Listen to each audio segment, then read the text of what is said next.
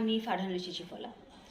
আজকে আমাদের আলোচনার বিষয় রক্ত, রক্তকণিকা এবং রক্ত জমাট বাঁধা বা রক্ততঞ্চন। রক্ত বা ব্লাড, প্লাজমা এবং প্লাজমায় ভাসমান বিভিন্ন কোষীয় উপাদানে গঠিত জটিল তরল টিস্যু। রক্ত সঞ্চালন আগে জেনে নিই।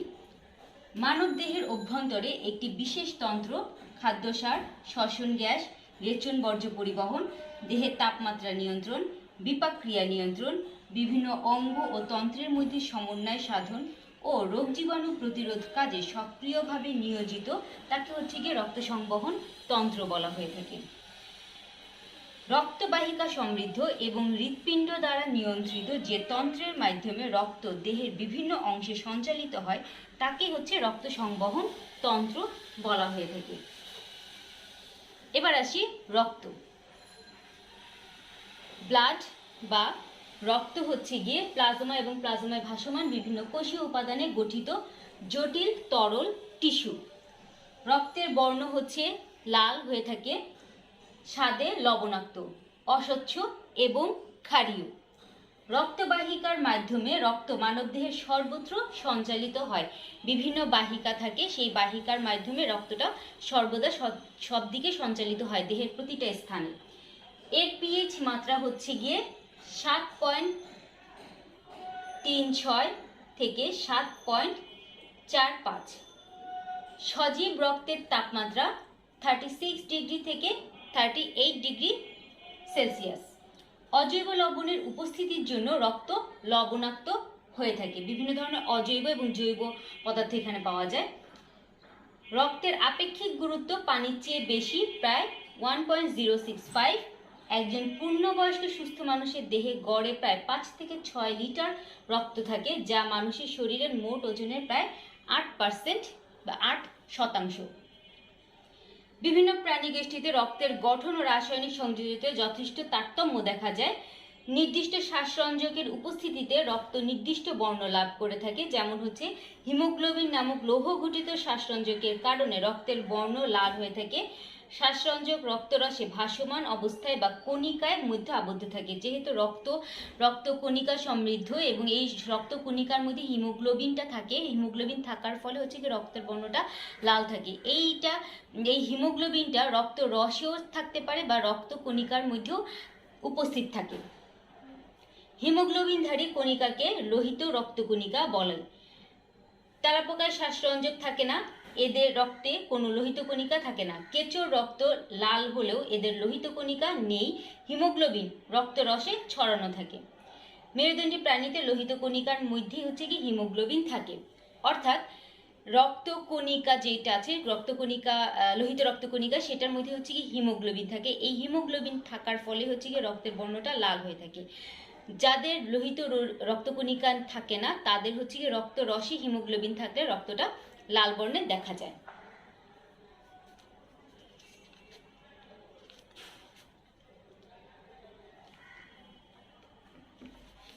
এবার আসবো রক্তের উপাদান। তার আগে রক্ত প্রকারভেদগুলো দেখে নিই। রক্ত দুইটা ভাগে ভাগ করা হয়েছে। রক্ত রস বা প্লাজমা, এটা 55% থাকে, 55%, এবং রক্তকণিকা বা কর্পাসল, এটা 45% থেকে থাকে। রক্ত রস বা প্লাজমা যেই তরলটা থাকে সেটাকে রক্ত রস বলা হয়ে থাকে। আর রক্তকণিকা সেইখানে ভাসমান, রক্ত রসের মধ্যে ভাসমান যে কণিকাগুলো সেগুলোকে রক্তকণিকা বলা হয়ে থাকে। রক্ত রস বা প্লাজমা দুইটা প্রকার হচ্ছে। একটা পানি, একটা কঠিন পদার্থ। পানি প্রায় 90 থেকে 92% পানি থাকে এবং কঠিন পদার্থ 8 থেকে 10% শতাংশ থাকে। কঠিন পদার্থ আবার দুইটা ভাগে বিভক্ত, একটা জৈব, একটা অজৈব। জৈব 7 থেকে 9% এবং অজৈব 0.9%।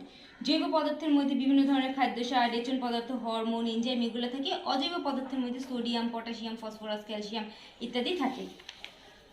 এটা রক্ত রস। এটা হচ্ছে রক্তরস। রক্তরসের মধ্যে পানি, কঠিন পদার্থের মধ্যে আবার অজৈব এবং জৈব।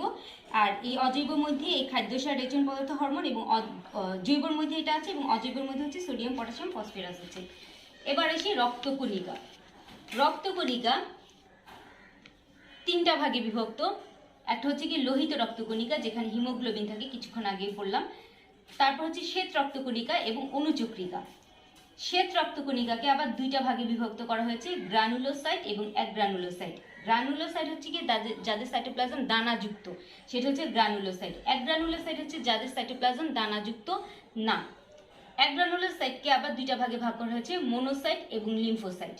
আর গ্রানুলোসাইটকে তিনটা ভাগে ভাগ করা হয়েছে, নিউট্রোফিল, ইওসিনোফিল, বেসোফিল। এটা হচ্ছে গিয়ে রক্ত এবং রক্তের যে প্রকারগুলো আছে সেই প্রকার।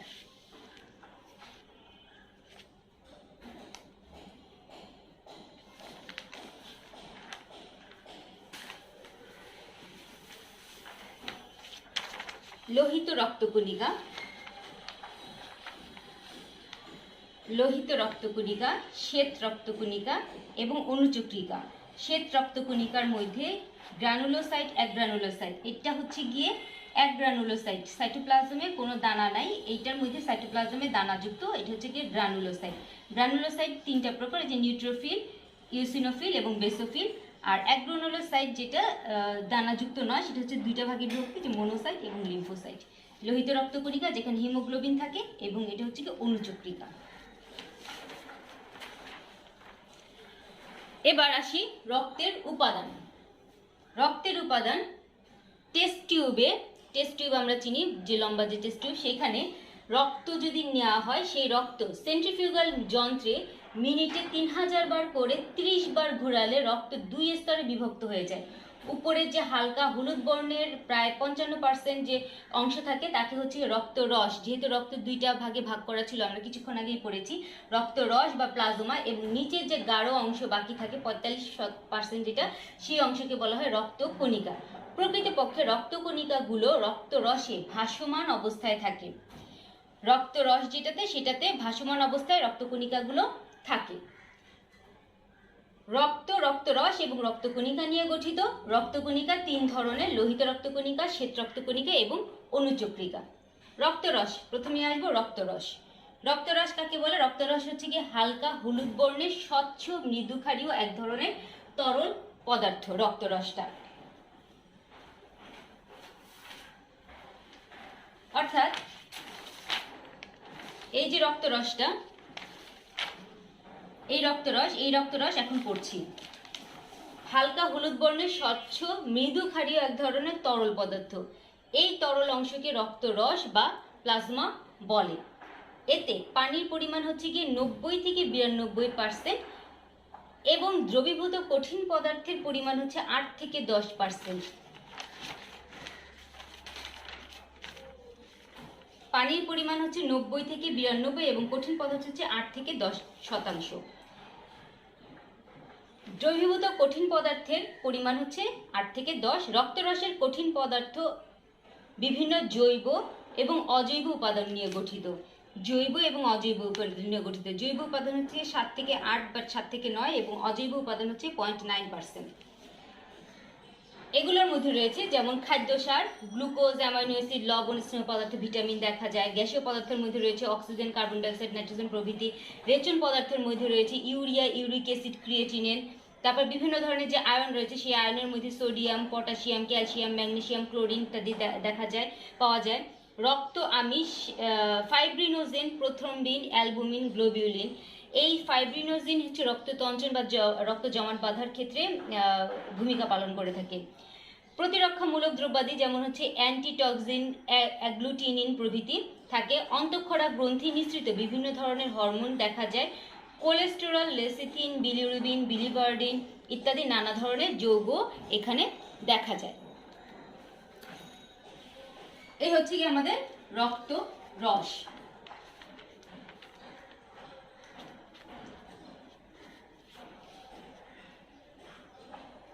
রক্তরসের কাজ। রক্তরসের কাজ হচ্ছে পরিপাকের পর খাদ্যসার রক্তরসে দ্রবীভূত হয়ে দেহের বিভিন্ন কলা ও অঙ্গে বাহিত হয়। কলা হতে বর্জ্য পদার্থ বের করে রেচনের জন্য বৃক্কে নিয়ে যায়। কলার অধিকাংশ কার্বন ডাই অক্সাইড রক্তরসে বাইকার্বনেট রূপে দ্রবীভূত থাকে। অতি অল্প পরিমাণ অক্সিজেন এতে বাহিত হয়। লোহিত কণিকায় সংবদ্ধ হওয়ার আগে অক্সিজেন প্রথমে রক্তরসে দ্রবীভূত হয়ে থাকে। হরমোন, এনজাইম, লিপিড প্রভৃতি বিভিন্ন অঙ্গে বহন করে। রক্তের অম্ল ক্ষারের ভারসাম্য রক্ষা করে। রক্ত জমাট বাঁধার প্রয়োজনীয় উপাদানগুলো পরিবহন করে। অ্যান্টিবডি পরিবহন করে। যকৃত, পেশি ইত্যাদি অঙ্গে প্রচুর তাপশক্তি তৈরি করে। প্লাজমা উৎপন্ন তাপশক্তিকে সারা দেহে পরিবহন করে। যে তাপশক্তিটা উৎপন্ন করে সেইটা হচ্ছে প্লাজমা সারা দেহে নিয়ে যায়, পরিবহন করে নিয়ে যায়।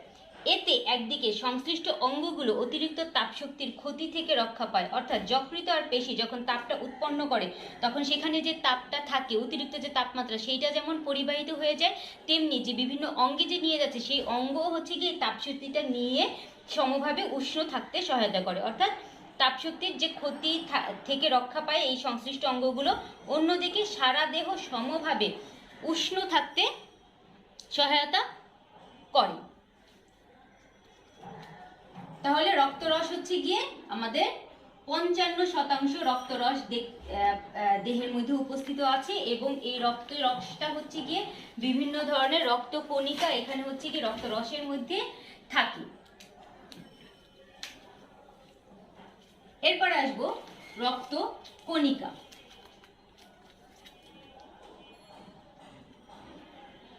রক্তকণিকা রক্তরসের মধ্যে যে বিভিন্ন ধরনের কোষ থাকে, ছড়ানো থাকে, সেটাকে হচ্ছে রক্তকণিকা বলে। রক্তকণিকা বা কর্পাসল, এটা হচ্ছে 45% থাকে। রক্ত প্লাজমার মধ্যে বা রক্তরসের মধ্যে যেটা থাকে ছড়ানো সেটাই হচ্ছে গিয়ে রক্তকণিকা।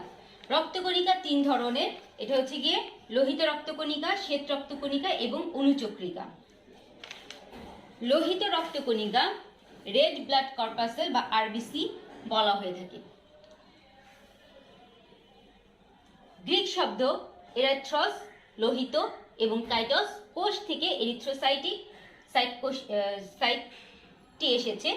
মানব দেহের পরিণত লোহিত রক্তকণিকা ক্ষুদ্র দ্বি অবতল ও নিউক্লিয়াস বিহীন 4টির মতো লাল রঙের কোষ থাকে। এতে কোনো নিউক্লিয়াস থাকে না। এতে হিমোগ্লোবিন নামক এক ধরনের রঞ্জক পদার্থ থাকে। সুস্থ দেহে প্রতি 100 মিলিলিটার রক্তে 15 গ্রাম হিমোগ্লোবিন থাকে। হিমোগ্লোবিন সূর্যরশ্মির ক্ষুদ্রতর তরঙ্গ দৈর্ঘ্যের আলোক রশ্মি অত্যধিক শোষণ করে বলে এসব কণিকা লাল দেখায়। কণিকাগুলোর ব্যাপক উপস্থিতির জন্য রক্তের বর্ণ গাঢ় লাল হয়ে থাকে। এই হচ্ছে কি লোহিত রক্তকণিকা। লোহিত রক্তকণিকার কেটে ফেললে অর্ধাংশ যেটা, সেই অর্ধাংশের ছবি এটা। এই উপরের যে অংশটা সেটাকে বলে বৃহৎ পৃষ্ঠতল গ্যাস বিনিময় সহায়ক, এটা হচ্ছে পাতলা মেমব্রেন, এবং এটা হচ্ছে গিয়ে সাইটোপ্লাজমিক উপস্থিত হিমোগ্লোবিন, যে সেই হিমোগ্লোবিন। এটা হচ্ছে গিয়ে সম্মুখ দৃশ্য এবং এটা হচ্ছে পার্শ্ব দৃশ্য হিমোগ্লোবিনের, লোহিত রক্তকণিকার। এবং লোহিত রক্তকণিকার মধ্যে হচ্ছে গিয়ে হিমোগ্লোবিন প্রচুর পরিমাণে থাকে। এই হিমোগ্লোবিন, এটা হচ্ছে গিয়ে সম্মুখ দৃশ্য, এটা হচ্ছে গিয়ে পার্শ্ব দৃশ্য লোহিত রক্তকণিকার। এই হিমোগ্লোবিনটা সূর্যরশ্মির ক্ষুদ্রতর তরঙ্গ দৈর্ঘ্যের আলোক রশ্মিটা অত্যধিক শোষণ করে, বিধায় হচ্ছে গিয়ে কণিকাগুলোকে লাল বর্ণে দেখা যায়।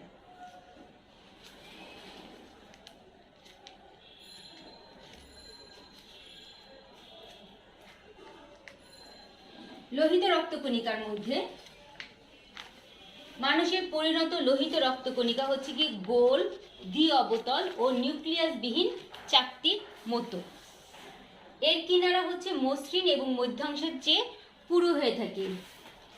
এই যে কিনারাটা আছে সেটা হচ্ছে গিয়ে মসৃণ হয়ে থাকে এবং মধ্যাংশের চেয়ে পুরু হয়ে থাকে। এই যে মধ্যাংশ, এটার চেয়ে পুরু হয়ে থাকে।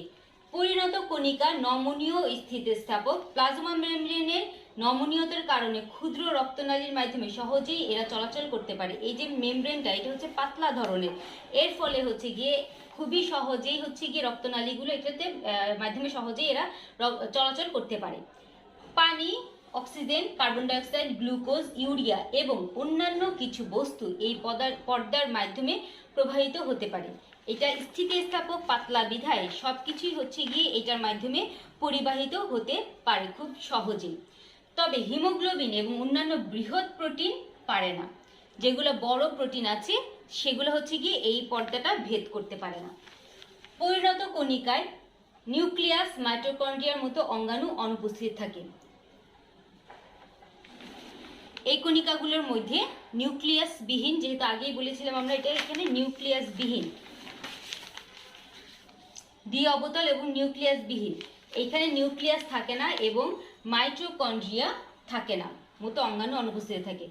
প্রত্যেক লোহিত কণিকার গড় ব্যাস হচ্ছে গিয়ে 7.3 মিউমাইক্রন, এর গড় স্থূলতা হচ্ছে 2.2 মিউমাইক্রন। দেহে এদের সংখ্যা প্রায় 25 ট্রিলিয়ন। রাসায়নিকভাবে এদের 60 থেকে 70% হচ্ছে গিয়ে পানি এবং 30 থেকে 40% হচ্ছে কঠিন পদার্থ থাকে। কঠিন পদার্থের মধ্যে 90% হচ্ছে গিয়ে হিমোগ্লোবিন থাকে। পানি থেকে 60 থেকে 70 আর কঠিন পদার্থ 30 থেকে 40, সেই 30 থেকে 40-এর মধ্যে 90% হচ্ছে কি হিমোগ্লোবিন উপস্থিত থাকে। অবশিষ্ট 10% প্রোটিন, ফসফোলিপিড, অজৈব লবণ, পটাশিয়াম ইত্যাদি উপস্থিত থাকে। শরীরে হিমোগ্লোবিন বা আয়রনের অভাব দেখা দিলে রক্তশূন্যতা হয়। স্বাভাবিক মাত্রায় 80% হিমোগ্লোবিন থাকলে সুস্থ বলা যায়।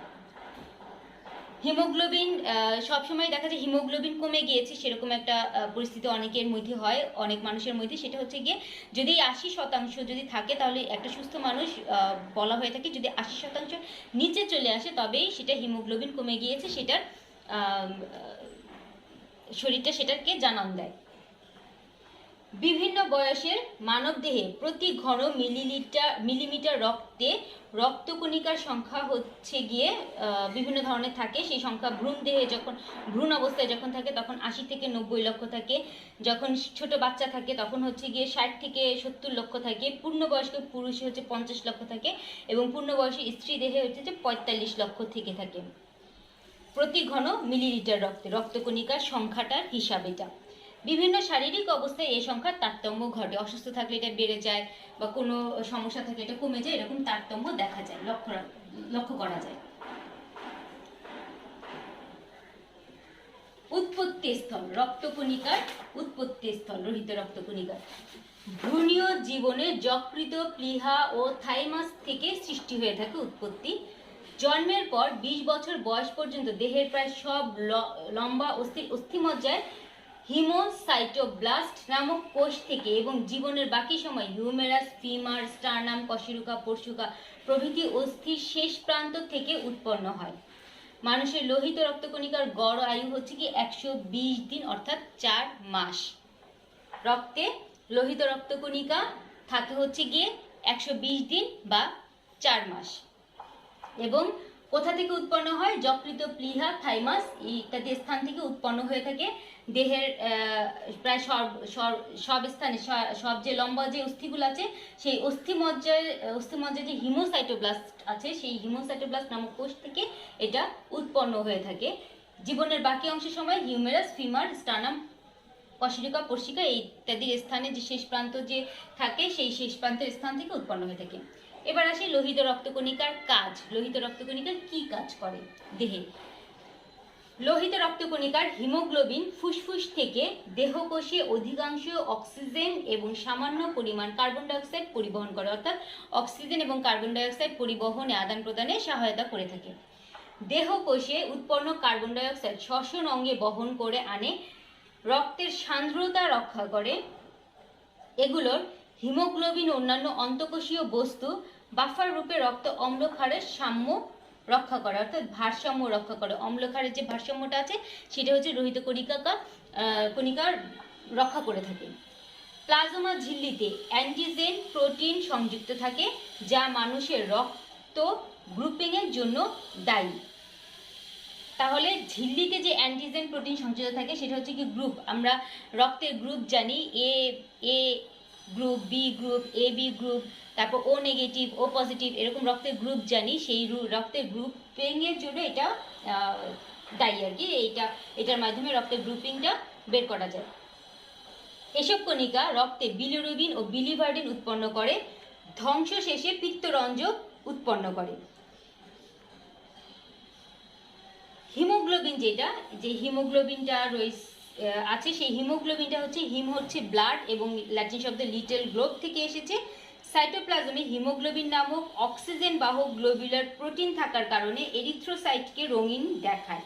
এর জন্য এদেরকে লোহিত রক্তকণিকা বা রেড ব্লাড সেল বলা হয়ে থাকে, বা আরবিসি সংক্ষেপে বলা হয়ে থাকে আরবিসি। প্রতিটা হিমোগ্লোবিন অণু যেটা আছে সেটা হচ্ছে গিয়ে 5% হিম নামক লৌহ ধারণকারী পিগমেন্ট এবং 95% গ্লোবিন নামক পলিপেপটাইড প্রোটিন সমন্বয়ে গঠিত হয়ে থাকে। হিমোগ্লোবিন নামটি হয়েছে গিয়ে পরোক্ষভাবে হয়ে থাকে। এরপর আসবো লোহিত রক্তকণিকা শেষ হলো, এরপর আসবো শ্বেত রক্তকণিকা। লোহিত রক্তকণিকা হিমোগ্লোবিন থাকতেছে এবং যার ফলে হচ্ছে গিয়ে রক্তটা লাল দেখাচ্ছে। এরপর আসবো শ্বেত রক্তকণিকা। শ্বেত রক্তকণিকা দুইটা ভাগে বিভক্ত, গ্রানুলোসাইট, অ্যাগ্রানুলোসাইট। গ্রানুলোসাইট হচ্ছে সাইটোপ্লাজম দানাযুক্ত এবং অ্যাগ্রানুলোসাইট হচ্ছে সাইটোপ্লাজম দানাযুক্ত নয়। শ্বেত রক্তকণিকা বা লিউকোসাইট হচ্ছে, লিউকোসাইট গ্রিক শব্দ লিউকোস বর্ণহীন এবং কাইটোস কোষ থেকে এসেছে। মানবদেহের পরিণত শ্বেত কণিকা হিমোগ্লোবিন বিহীন। লোহিত রক্তকণিকায় হিমোগ্লোবিন ছিল, শ্বেত রক্তকণিকায় কোনো হিমোগ্লোবিন নাই। অনিয়তাকার মানে হচ্ছে গিয়ে কোনো আকার নাই, অনিয়ত মানে কোনো আকৃতি নাই, ও নিউক্লিয়াস যুক্ত বড় কোষ। লোহিত কণিকায় হচ্ছে নিউক্লিয়াস বিহীন ছিল, মাইটোকন্ড্রিয়া এরকম কোষগুলো ছিল না। এখানে হচ্ছে গিয়ে এবং লোহিত কণিকা একটা নির্দিষ্ট আকার ছিল, সম্মুখ দিকে যে ছিল গোল টাইপের এবং যে সম্মুখ কোষ এবং পার্শ্ব কোষ যে ছিল এই অংশটা। কিন্তু শ্বেত রক্তকণিকার কোনো আকার নাই, অনিয়তাকার, এবং এখানে হচ্ছে গিয়ে নিউক্লিয়াস থাকে, এখানে নিউক্লিয়াস রয়েছে। এই কণিকাগুলো হচ্ছে গিয়ে লোহিত রক্তকণিকার তুলনায় বড় কিন্তু সংখ্যায় অনেক কম।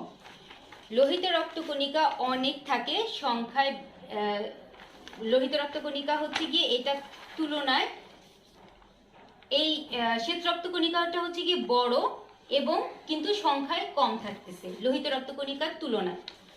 এদের ব্যাস হচ্ছে 0.02 মিলিমিটার পর্যন্ত হয়। এগুলো ফ্যাগোসাইটোসিস প্রক্রিয়ায় জীবাণু ধ্বংস করে। প্রতি ঘন মিলিলিটার রক্তে গড়ে প্রায় 8000 শ্বেত কণিকা থাকে। শিশু অসুস্থ মানবদেহের সংখ্যা বেড়ে যায়। লোহিত কণিকা ও শ্বেত কণিকার অনুপাত 700:1। মানে লোহিত কণিকা যদি 700 থাকে, রক্তে লোহিত কণিকার পরিমাণ যদি 700 থাকে, তবে শ্বেত রক্তকণিকার পরিমাণ হচ্ছে 1% থাকবে। মানুষের শ্বেত রক্তকণিকা নির্দিষ্ট আকার বিহীন, আগেই বলেছি অনিয়তাকার, আকার নাই। প্রয়োজনে আকার পরিবর্তিত হতে পারে। যেহেতু এদের কোনো আকার নেই সেহেতু বিভিন্ন ধরনের হতে পারে, প্রয়োজন বিধায় তাদের বিভিন্ন আকার পরিলক্ষিত হয়। নিউক্লিয়াস প্রথমে গোল বা ডিম্বাকার হয়, কিন্তু বয়স বৃদ্ধির সাথে সাথে এটা বৃক্কাকার, অশ্বক্ষুরাকার ধারণ করে থাকে। প্রথমে এটা যদি গোল থাকে কিন্তু বয়স বৃদ্ধির সাথে সাথে বিভিন্ন আকৃতির হয়ে থাকে। এটা নিউক্লিয়াসের আকৃতি, এটা নিউক্লিয়াসের আকৃতি, এই যে বিভিন্ন আকৃতি হয়ে থাকে। প্রথম দিকে গোল থাকে, পরের দিকে বিভিন্ন আকারের হয়ে থাকে। রক্তকণিকা নিউক্লিয় প্রোটিন সমৃদ্ধ এবং glycogen, lipid, cholesterol, ascorbic acid ও বিভিন্ন প্রোটিওলাইটিক এনজাইম বহন করে। আকৃতি ও গঠনগতভাবে একে দুই ভাগে ভাগ করা যায়, এই যে অ্যাগ্রানুলোসাইট এবং গ্রানুলোসাইট। অ্যাগ্রানুলোসাইটের মধ্যে আছে হচ্ছে কি লিম্ফোসাইট এবং হচ্ছে কি মোনোসাইট, আর গ্রানুলোসাইটের মধ্যে রয়েছে বেসোফিল, ইওসিনোফিল, নিউট্রোফিল দেখা যায়। অ্যাগ্রানুলোসাইট হচ্ছে দানাহীন। এই ধরনের লিউকোসাইট দানাহীন, স্বচ্ছ ও বড় নিউক্লিয়াস যুক্ত। যেটা হচ্ছে দানাহীন সেটা হচ্ছে গিয়ে স্বচ্ছ, বড় এবং নিউক্লিয়াস যুক্ত, বড় নিউক্লিয়াস রয়েছে এখানে। লিম্ফোনোড, টনসিল, প্লিহা ইত্যাদি অঙ্গ থেকে উৎপন্ন হয়ে থাকে। সাইটোপ্লাজমের পরিমাণ ও নিউক্লিয়াসের গঠন ভেদে একে দুইটা ভাগে ভাগ করা যায়, একটা হচ্ছে গিয়ে লিম্ফোসাইট, একটা হচ্ছে গিয়ে মনোসাইট। লিম্ফোসাইট হচ্ছে এদের ব্যাস হচ্ছে 4.5 মিউমাইক্রন।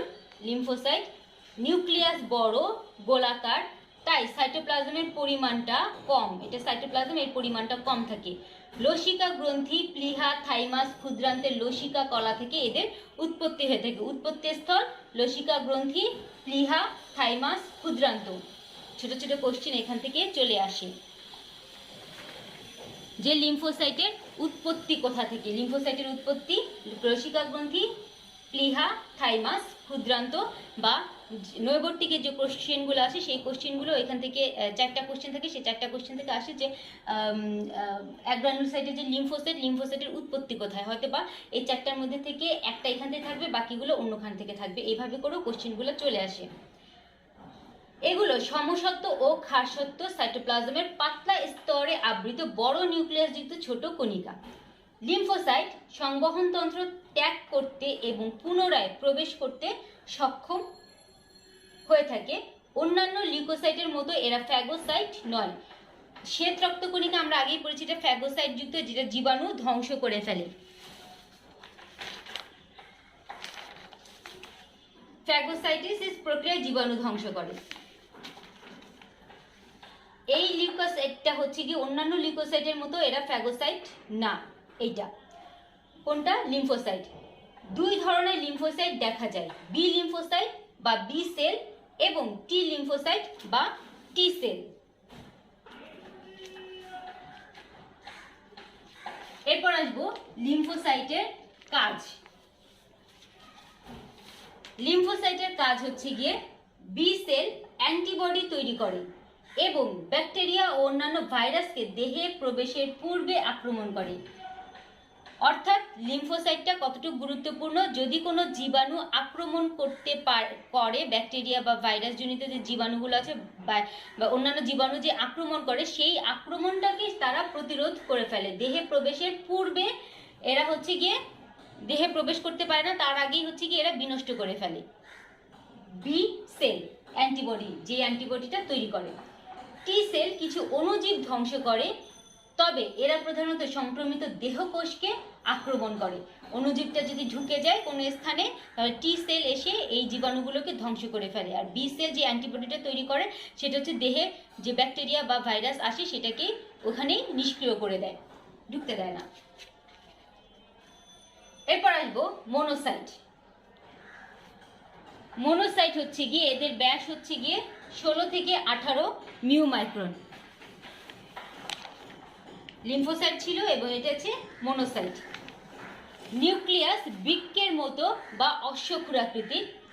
এদের সাইটোপ্লাজমের পরিমাণটা বেশি থাকে। ওখানে হচ্ছে গিয়ে লিম্ফোসাইটটা হচ্ছে গোল ছিল, সাইটোপ্লাজমের পরিমাণটা কম ছিল। এখানে হচ্ছে গিয়ে সাইটোপ্লাজমের পরিমাণটা বেশি। ক্যাপিলারি প্রাচীর ভেদ করে যোজক টিস্যুতে প্রবেশের পর এরা ম্যাক্রোফাজ এ পরিণত হয়ে থাকে।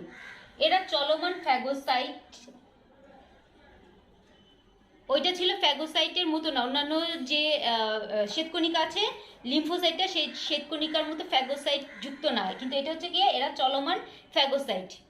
অর্থাৎ চলে চলে যেখানে দেখে যে ক্ষতস্থান আছে, যেখানে হচ্ছে গিয়ে রোগ জীবাণু থাকে, সেগুলো হচ্ছে গিয়ে বিভিন্ন স্থানে রক্তের মাধ্যমে সঞ্চালিত হয়, সঞ্চালিত হয়ে যেখানে প্রবলেম দেখে সেখানে হচ্ছে গিয়ে এরা হচ্ছে গিয়ে সেই জীবাণুগুলো ধ্বংস করে। এই কারণে হচ্ছে গিয়ে বলেছে এরা চলমান ফ্যাগোসাইট। অস্থিমজ্জায় মোনোব্লাস্ট থেকে বৃদ্ধি লাভ করে এরা রক্তস্রোতে প্রবেশ করে। এই হচ্ছে মনোসাইট, যেটা হচ্ছে নিউক্লিয়াস এবং সাইটোপ্লাজম। এরপর আসবো মনোসাইটের কাজ। মনোসাইটের কাজ হচ্ছে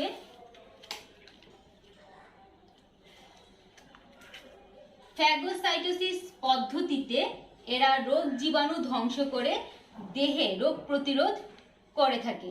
সাধারণভাবে এদেরকে রাবিশ কালেক্টিং কোষ বলে, কারণ যেই স্থানটা ক্ষতস্থান সেই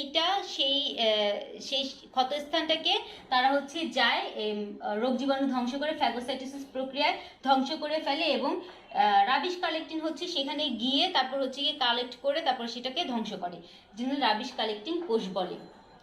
এরপর আসবো গ্রানুলোসাইট। এতক্ষণ আমরা জানলাম এক গ্রানুলোসাইট দানাহীন, দানাহীনের মধ্যে লিম্ফোসাইট, মোনোসাইট। এবার আসবো গ্রানুলোসাইট দানাযুক্ত। দানাযুক্ত যেগুলো আছে সেগুলোর মধ্যে হচ্ছে গিয়ে neutrophil, eosinophil, basophil. Neutrophil, eosinophil এবং বেসোফিল এগুলো অস্থিমজ্জা থেকে উৎপন্ন হয়। গ্রানুলোসাইট যেটা দানাযুক্ত শ্বেত রক্তকণিকা অস্থিমজ্জা থেকে উৎপন্ন হয়, রঞ্জক ধারণ ক্ষমতা রয়েছে। এদের সাইটোপ্লাজম সূক্ষ্ম দানাময়, 2 থেকে 7 খণ্ডযুক্ত নিউক্লিয়াস বিশিষ্ট হয়ে থাকে। দানাগুলো লিশম্যান রঞ্জকে নানাভাবে রঞ্জিত হয়ে থাকে। প্রায় 75% হচ্ছে শ্বেত রক্তকণিকার অ্যামিবার মতো নির্দিষ্ট কোনো আকৃতি নেই। আগেই বলা হয়েছে শ্বেত রক্তকণিকার অনিয়তাকার বা আকৃতিবিহীন। এদের হচ্ছে গিয়ে প্রায় 75% শ্বেত রক্তকণিকা আছে যেগুলো হচ্ছে গিয়ে নির্দিষ্ট আকৃতি নেই।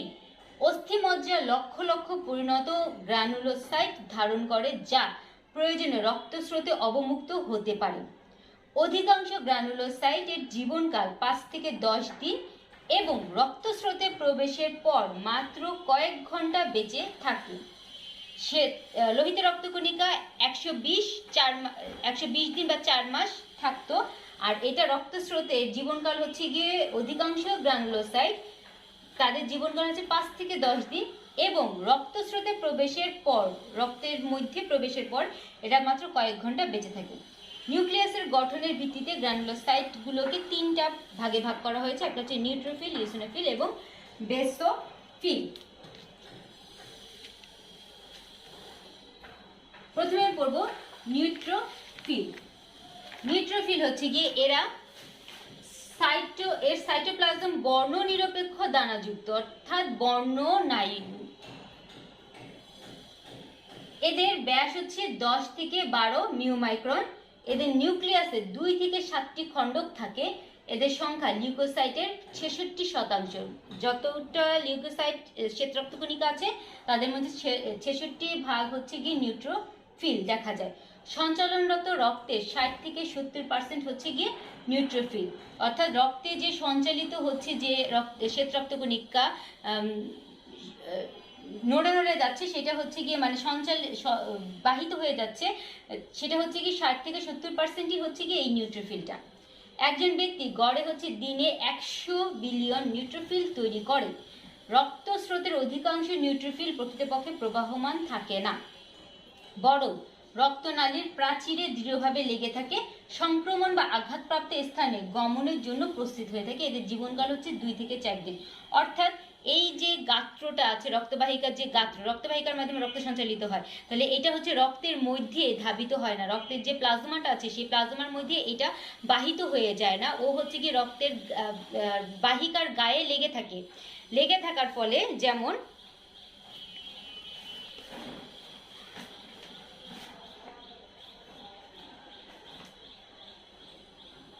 এটা যদি রক্তবাহিকা হয়, এই বাহিকার মধ্যে এখানে রক্ত চলাচল করছে, রক্ত চলাচলের মধ্যে থাকে না, এই বাহিকার মধ্যে হচ্ছে গিয়ে এই নিউট্রোফিল যেটা সেটা হচ্ছে গিয়ে থাকে, গায়ে লেগে থাকে। যখন কোনো স্থানের সমস্যার সৃষ্টি হয়, যদি এরকম থাকে বাহিকার মধ্যে এখানে থাকলেও যদি এখানে কোনো সমস্যার সৃষ্টি হয়, তখন সে প্রস্তুতি নেয় যে এখানে গিয়ে সেটা ঠিক করবে, কোনো জীবাণু আক্রমণ করেছে কিনা বা কোনো সমস্যা হচ্ছে কিনা সে সেইখানে গিয়ে ঠিক করে। বাহিত রক্তের মাধ্যমে এটা বাহিত হয়ে যায় না, রক্তবাহিকার মধ্যে এটা থাকে। তারপর যখন আঘাতপ্রাপ্ত হয় কোনো স্থান, সেই স্থানে গমনের জন্য এটা প্রস্তুত হয়ে থাকে। জীবনকাল হচ্ছে 2 থেকে 4 দিন। এর কাজ হচ্ছে গিয়ে নিউট্রোফিলের কাজ হচ্ছে নিউট্রোফিল ফ্যাগোসাইটিস পদ্ধতিতে অণুজীব বিশেষ করে ব্যাকটেরিয়া ধ্বংসের মাধ্যমে দেহকে রোগ জীবাণু থেকে রক্ষা করে থাকে। এরা ক্ষুদ্র সক্রিয় ফ্যাগোসাইট, যার জন্য এদেরকে কখনো মাইক্রোফাজ বলা হয়ে থাকে। মৃত অণুজীব এবং নিউট্রোফিল একত্রে পুঁজ গঠন করে। পুঁজ সাদা সাদা যে পুঁজ থাকে সেগুলো হচ্ছে কি মৃত যে অণুজীবগুলো থাকে সেই অণুজীব এবং এই যে এই নিউট্রোফিল সেইটা একত্রে, যেহেতু নিউট্রোফিল হচ্ছে গিয়ে সেখানে এসে জীবাণুগুলো ধ্বংস করে, এর ফলে ওই যে পুঁজটা দেখা যায়, পুঁজ যে গঠনটা সেটা দেখা যায়। এরপরে ইওসিনোফিল। ইওসিনোফিল হচ্ছে গিয়ে এর দানাগুলো ইওসিন রঞ্জকে লাল বর্ণ ধারণ করে। এদের ব্যাস হচ্ছে গিয়ে 10 থেকে 12 মিউমাইক্রন। এদের নিউক্লিয়াস হচ্ছে 2 থেকে 3 খণ্ড বিশিষ্ট। সমস্ত লিউকোসাইডের 3% হচ্ছে গিয়ে ইওসিনোফিল। ওইটা ছিল নিউট্রোফিল হচ্ছে গিয়ে 66% ছিল, আর এটা হচ্ছে গিয়ে 3%। নিউট্রোফিলের ন্যায় ইওসিনোফিলও ফ্যাগোসাইট, অর্থাৎ সেও জীবাণু ধ্বংস করতে ফ্যাগোসাইটের মাধ্যমে ভক্ষণ করে জীবাণুগুলো, এটা হচ্ছে গিয়ে ফ্যাগোসাইট। এরা অ্যামিবয়েড চলন সম্পন্ন। এদের কাজ হচ্ছে কি এই কোষ অ্যালার্জিক ইনফ্লামেটরি বিক্রিয়াকে মডুলেট করতে সাহায্য করে, অ্যান্টিবডি অ্যান্টিজেন কমপ্লেক্সকে ধ্বংস করে।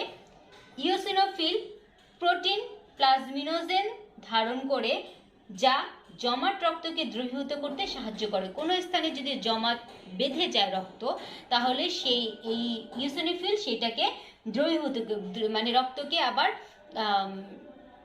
তরল করতে বা দ্রবীভূত করতে সাহায্য করে। এরপরে বেসোফিল। বেসোফিল এর দানাগুলো হচ্ছে গিয়ে খাড়া শক্ত হয়ে নীল বর্ণ ধারণ করে। লিউকোসাইটের মাত্র 1% হচ্ছে গিয়ে বেসোফিল। নিউট্রোফিল হচ্ছে 66% ছিল, শ্বেতরক্তকণিকার মধ্যে যে নিউট্রোফিল সেটা 66% ছিল।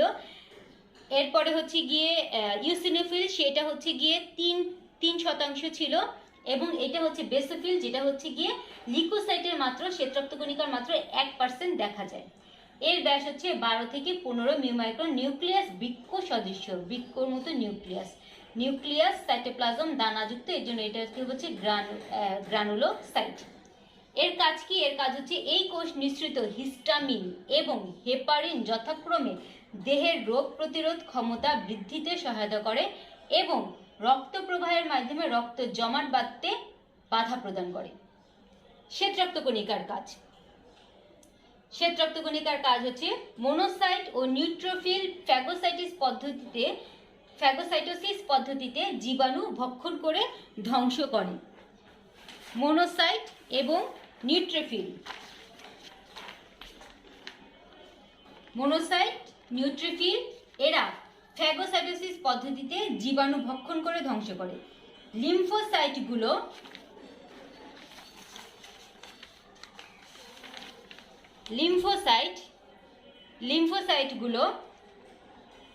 অ্যান্টিবডি সৃষ্টি করে রোগ প্রতিরোধ করে। বেসোফিল হেপারিন তৈরি করে যা রক্তনালীর অভ্যন্তরে রক্ততঞ্চন রোধ করে। রক্ত জমাট বাঁধার বা রক্ততঞ্চন যেটা, সেটা হচ্ছে গিয়ে এই হেপারিন, যেটা সেই হেপারিন হচ্ছে গিয়ে রক্ততঞ্চনটা রোধ করে, যেটা বেসোফিল হেপারিন তৈরি করে। এই বেসোফিলটা হেপারিন তৈরি করছে যা রক্তনালীর অভ্যন্তরে রক্ততঞ্চন রোধ করে। দানাদার লিউকোসাইট হিস্টামিন সৃষ্টি করে যা দেহের রোগ প্রতিরোধ ক্ষমতা সৃষ্টি করে। লিউকোসাইট যেটা, সেটা হচ্ছে গিয়ে দানাদার লিউকোসাইট হিস্টামিন তৈরি করে, মানে শ্বেত রক্তকণিকা হিস্টামিন তৈরি করছে। বেসোফিল হচ্ছে হেপারিন তৈরি করে যা রক্ত জমাট যে রোধ করতে সাহায্য করে, জমাট বাঁধতে দেয় না। আর লিউকোসাইটগুলো যেই দানাদার লিউকোসাইটগুলো আছে, যেমন হচ্ছে কি বেসোফিল, ইওসিনোফিল, নিউট্রোফিল, এগুলো হিস্টামিন তৈরি করে, সৃষ্টি করে যা দেহের রোগ প্রতিরোধ ক্ষমতা বৃদ্ধি করে। নিউট্রোফিলের বিষাক্ত দানা জীবাণু ধ্বংস করে। ইওসিনোফিল রক্তে প্রবেশকৃত কৃমির লার্ভা এবং অ্যালার্জিক অ্যান্টিবডি ধ্বংস করে থাকে। ইওসিনোফিল যেটা যে 3% ছিল রক্তের মধ্যে, এই ইওসিনোফিলটা হচ্ছে গিয়ে বিভিন্ন যে কৃমির লার্ভা, অ্যালার্জিক অ্যান্টিবডি এগুলো ধ্বংস করে। এবং নিউট্রোফিল যেটা, সেই নিউট্রোফিলটা কি করছে? বিষাক্ত দানা, যে বিষাক্ত দানা আছে সেটা জীবাণু ধ্বংস করতে সাহায্য করছে। এ হলো আমাদের শ্বেত রক্তকণিকা। এরপরে আসবো অনুচক্রিকা। অনুচক্রিকা বা থ্রম্বোসাইট।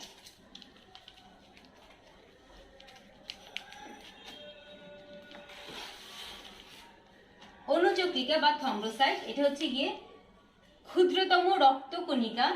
এটি গোল, ডিম্বাকার বা রডের মতো হয়ে থাকে, অনেক আকার হয়, দানাময় কিন্তু নিউক্লিয়াস বিহীন। এটা অনেক দানাযুক্ত কিন্তু কোনো নিউক্লিয়াস নাই। এদের ব্যাস হচ্ছে গিয়ে 3 মিউমাইক্রন, তবে 4 থেকে 5 মিউমাইক্রন ব্যাস সম্পন্ন বড় আকারের থ্রম্বোসাইটও পাওয়া যায় বা থ্রম্বোসাইট বা অনুচক্রিকা পাওয়া যায়। পরিণত মানব দেহে প্রতি ঘন মিলিলিটার রক্তে থ্রম্বোসাইটের সংখ্যা প্রায় 2.5 লক্ষ থেকে 5 লক্ষ হয়ে থাকে। অসুস্থ দেহে এদের সংখ্যা হচ্ছে আরো বেশি হয়ে থাকে।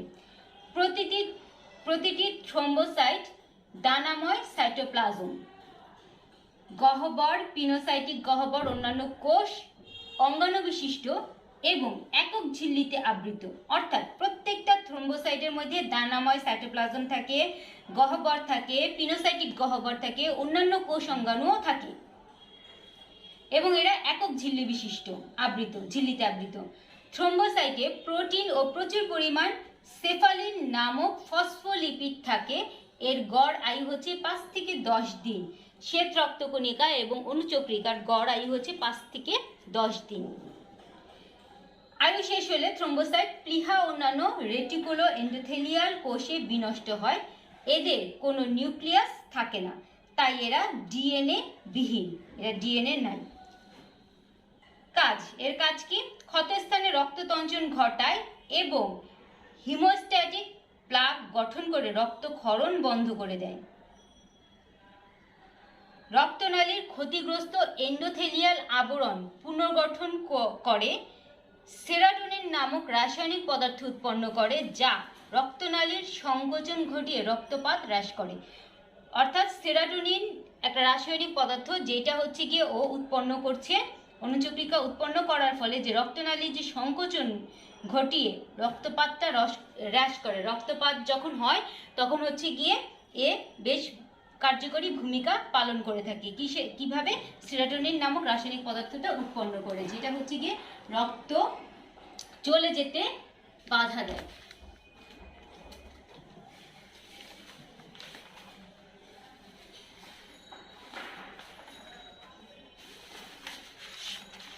এই রক্তের মধ্যে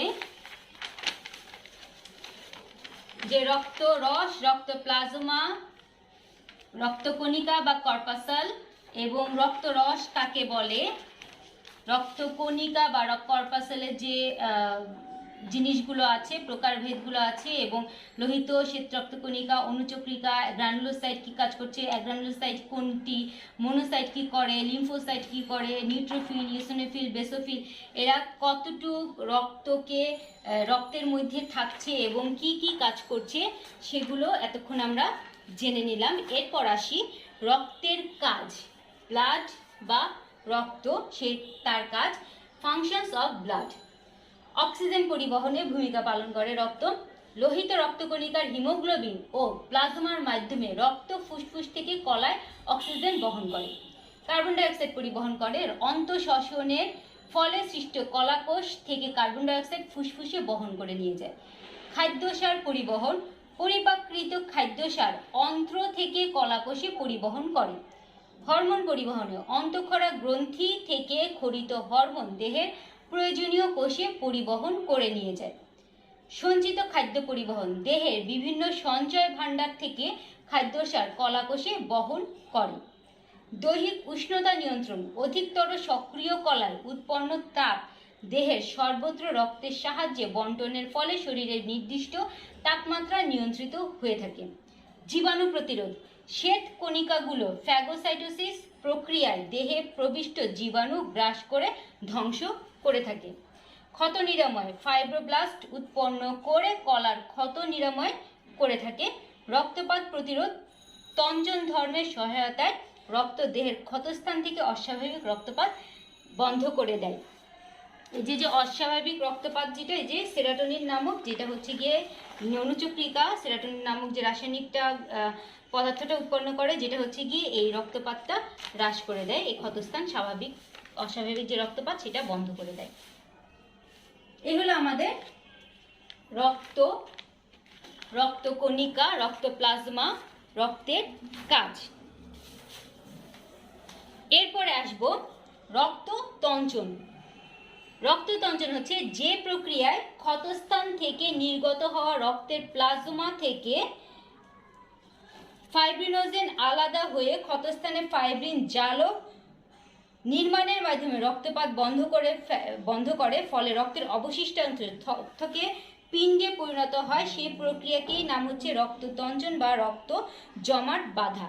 এখানে হেপারিন নামক একটা পদার্থ সংবাহিত হয় এই যে রক্তের বাহিকার মধ্যে। যে হেপারিনটা কি করছে, হেপারিন হচ্ছে দেহের কোনো অংশে ক্ষত সৃষ্টি হলে রক্ত যখন দেহের ক্ষত অংশ থেকে বের হতে থাকে তখন ওই অংশকে অনুচক্রিকাগুলা হচ্ছে বাতাসের মাধ্যমে সংস্পর্শে ভেঙে যায় এবং ক্ষতের মুখটা হচ্ছে রক্ত জমাট বাঁধিয়ে দেয়।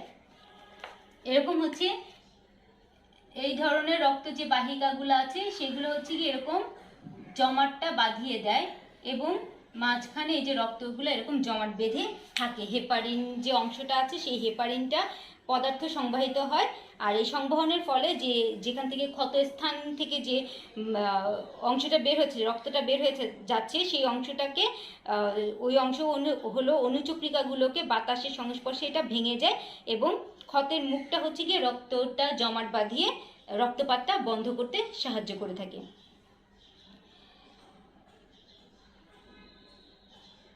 আর রক্ত জমাট বাঁধার কিছু কৌশল আছে, সেই কৌশলগুলো হচ্ছে গিয়ে, এটা হচ্ছে গিয়ে লোহিত রক্তকণিকা, এটা লোহিত কণিকা এবং হচ্ছে এইগুলো হচ্ছে ফাইব্রিন জালক।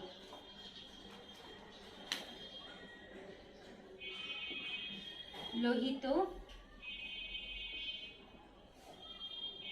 কণিকা, ফাইব্রিন জালক।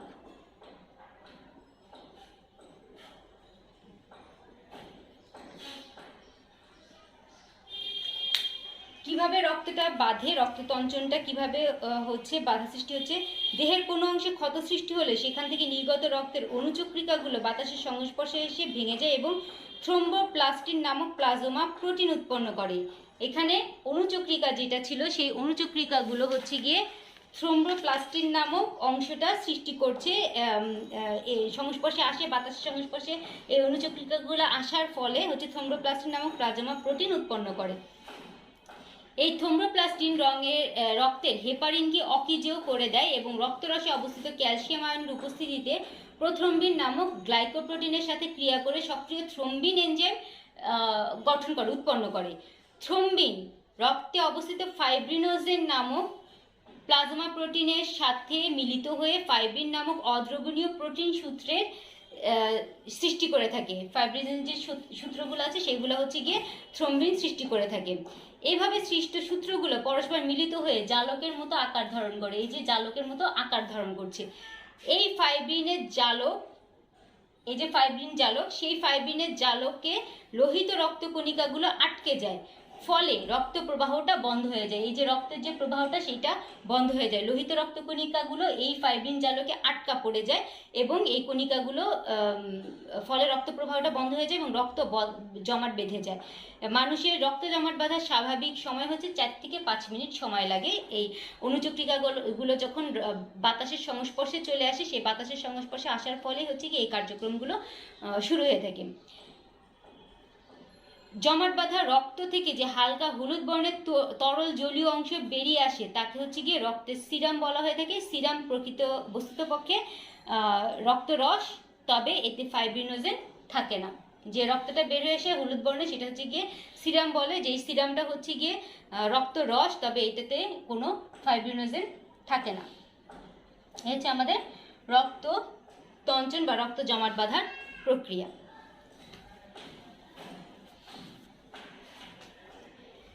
এই হলো আজকে আমাদের ক্লাস, রক্তকণিকা এবং এর কাজ আর রক্ত জমাট বাঁধার কৌশল। সবাই ভালো থেকো, সুস্থ থেকো, আল্লাহ হাফেজ।